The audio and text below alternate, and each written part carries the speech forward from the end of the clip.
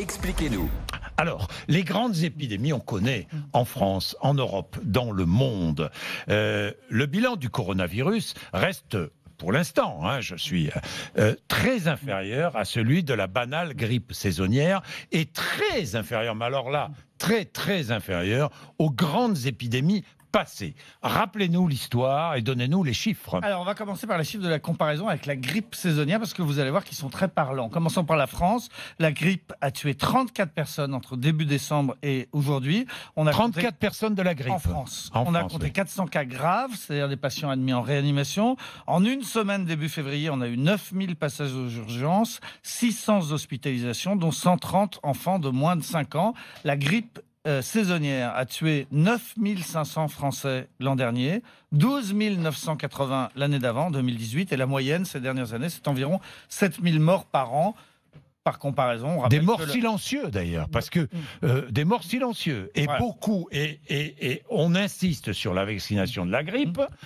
Beaucoup ne veulent pas se faire vacciner et les mêmes demandent un vaccin contre le coronavirus. Voilà, le coronavirus qui pour l'instant, on le rappelle, en France a tué une personne et on a 11 malades guéris et 2 hospitalisés depuis hier pour lesquels on n'a pas d'inquiétude. La France est peu touchée pour le moment, mais au niveau mondial, on compte plusieurs dizaines de milliers de cas. Exactement, 80 000 cas pour 2700 morts, presque tous en Chine, ce qui est, encore une fois, très peu. La grippe saisonnière, toujours elle, rien qu'aux États-Unis, a touché plusieurs dizaines de millions de personnes depuis décembre dernier, 250 000 hospitalisations, plus de 30 000 décès, et l'hiver n'est pas fini. C'est la pire épidémie de grippe depuis 10 ans en Amérique du Nord. Elle a fait donc 10 fois plus de morts aux États-Unis que le coronavirus dans le monde entier. Alors la différence, c'est vrai, c'est que le coronavirus est beaucoup plus contagieux que la grippe et 10 à 30 fois plus mortel. C'est pour ça qu'il fait peur. C'est aussi parce qu'il est nouveau, alors qu'on est habitué à la grippe, mais au niveau du bilan et des chiffres, on vient de le voir, la grippe saisonnière est bien plus mortelle. Sans parler des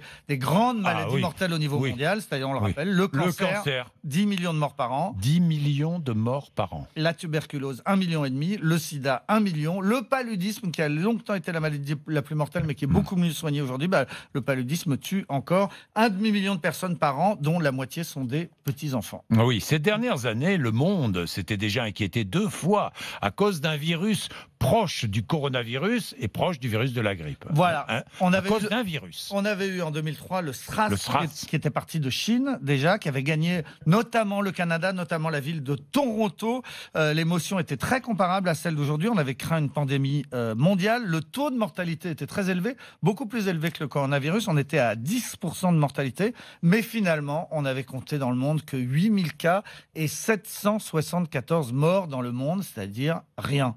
Plus récemment, en 2009, l'épidémie de H1N1 a également été un traumatisme. Le virus, cette fois, venait du Mexique et d'un élevage de porcs. Il a touché 125 pays dans le monde, mais très vite, on avait fabriqué un vaccin. Et alors, vous vous souvenez, plusieurs pays, dont la France, avaient opté pour des campagnes de vaccination massives qui avaient fait débat. Vous vous souvenez sans doute des files d'attente devant les gymnases. On avait réquisitionné les médecins militaires pour vacciner tout le monde. Plus de 5 millions de personnes étaient allées faire la queue. Moi-même, j'y étais allé. Ça avait coûté... Roselyne Bachelot aussi, je me souviens. Voilà, alors elle avait été contestée, on lui avait reproché d'en avoir fait trop, de s'être affolée pour pas grand-chose. C'est assez facile à dire après.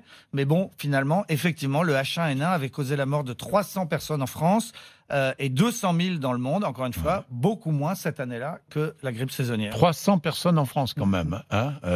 Oui, on en est à 1 sur le coronavirus en France. Oui, mais 300 personnes pour H1N1 alors qu'on a 10 000 par an pour la grippe saisonnière. Non, c'est vrai.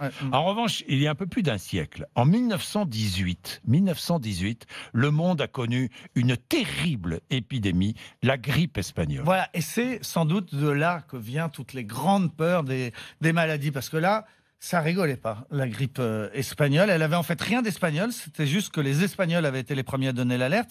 En fait, le virus venait de Chine et il avait muté aux États-Unis, plus précisément au Kansas. Les soldats américains qui venaient se battre en France l'ont emmené avec eux, puis elle s'est répandue partout dans le monde. Ça a duré 2 ans.